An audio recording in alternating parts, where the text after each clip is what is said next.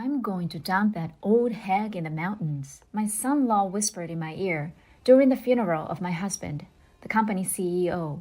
When I looked at him, he had an evil grin on his face. Now that the president has left, the company is finally mine. He had been vying for the presidency up until this point and had finally revealed his true nature. But life isn't that simple. My lovely son-in-law, the time was approaching when I would have to teach him a lesson. "The battle has begun. Please lend me your strength," I cried out in my heart as I looked at my husband's altar. Sally is my name. I am a 55-year-old housewife, married for 30 years to my husband Andy. I met my husband as a co-worker, and we became friends, then lovers, before marrying and having our daughter, Marlene, a year later. My husband used to work for a construction company, but when he was 35, he decided to start his own company. "I wanted to design, so I became a first-class architect," he says. "I get a rush from seeing a client's vision come true." My husband told me with a twinkle in his eye that he had started a design firm. I wasn't sure if it would work because our daughter was only 4 years old at the time. But we were a team, and I was determined to support my husband.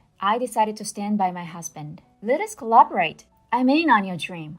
Fortunately, the company grew steadily, and my husband demonstrated that he was capable of running it. I was devoted to supporting him, and I have been doing so for the past 20 years. My husband then hired Stephen, who was working at an affiliated company. He, falling in love with my daughter, was an unexpected turn of events, but I thought I could trust Stephen, who worked so hard for my husband. In retrospect, this was a mistake. Stephen, my son-in-law, agreed with my husband's point of view and obediently supported my husband as a company executive. My daughter, on the other hand, felt uneasy about his excessive words, possibly because of his excessive zeal for his work. "Hey, Mom, sometimes I worry about something these days." "What?" "Maybe it's because he's been drinking, but Stephen said, I wish that old man would just screw himself. I can increase the profitability of this company." What a horrible thing to say. That's awful. They say that when you're drunk, your true feelings come out. But I doubt he'd ever betray your father. Although my daughter's words lingered in my mind, I forced myself to believe Stephen was also thinking about the company. We had no way of knowing what his true intentions were at the time. A year ago, seemingly out of nowhere, something happened. My husband, Andy, who had always been in good health, began to look unwell and lost his appetite. He also frequently complained about back pain, so we decided to have him examined. The outcomes were disastrous. A serious disease was discovered, which couldn't be treated, and he didn't have much time to live. Only my daughter's family and I knew this. We were all concerned about our future, but Stephen, who was with us at the time, reassured us. "I hope Andy gets better. The company will be fine. You can leave everything to me with confidence." Stephen's words were oddly assuring. Although I assumed these words were meant to reassure us, the triumphant look on his face filled me with unease. Stephen's attitudes gradually got worse from there. According to one of my husband's longtime subordinates, he had started speaking down to those around him, and other employees were having a bad time. Some of them left the company because they couldn't stand Stephen's outbursts, and others lost motivation to work. "Stephen, you're very dedicated to your work," I told him, thinking he might be overwhelmed by the fact that he had to keep the company afloat. "But could you please consider your employees' feelings as well?" "What? You're making big claims. You should just stay by your husband's side. He looks to be on the verge of dying at any moment, without interfering in my affairs." Nonetheless, Andy has carefully taken care of this business. "You know, the company is almost mine now. You should be grateful that I, a wise man, have remained silent and followed this jerk of a president until now." When I heard this ear-splitting tirade, I couldn't believe it, and the anxiety I was feeling the other day grew even stronger. Stephen's words and actions have become worse with each passing day, and he has made comments that put employees under pressure. Employees who have been with the company since its inception had been doing what they had always done, obtaining contracts by repeatedly talking to clients about their needs and wants. This was my husband's policy, but he responded with a blunt remark. "In this world, efficiency is everything. Don't be such a jerk. I'm going to fire you." Furthermore, he has switched to a method of sharing reports on a computer, which occasionally caused problems for the older employees. "Can't you old people even use a computer correctly? Get out of here." You're stifling my progress. I don't want you to work for me. He'd yell at them, kick over the garbage cans, and make them pick up the paper scraps that were scattered around. After all, when our long-term business partners began to suffer as a result of the recession, we are not doing this for free, so we will no longer do business with you. He started destroying the trust that had been built over time. When my daughter, Marlene, asked for advice about him, I was at a loss for what to do. He's been treating Marlene like a servant lately. He would become enraged if she resisted even slightly. Who would marry you if you weren't the boss's daughter? Your personality and appearance are not my type. Marlene complained to me that Stephen had lost his kindness as he spat at her as if he was looking at something filthy. Mom, Stephen has changed. No, the Stephen we see now is the real Stephen. And we were duped. My daughter sobbed out of frustration. After hearing about Stephen's actions from his subordinate, my husband was also concerned about his employee. He summoned me to his bedside one day and asked for a favor. All right, I'll take care of it, so don't be concerned. I promised my husband something. More bad things happened a short time later. Despite his best efforts, my husband died within a year of being told he had little time to live. I couldn't stop crying at my husband's funeral, remembering how we shared similar values, had never argued, and had lived a happy life thanks to him. However, when we were listening to the priest's sermon, Stephen brought his face close to mine and whispered in my ear, I'm going to dispose of you in the mountain. I noticed that he had an evil smile when I looked at him.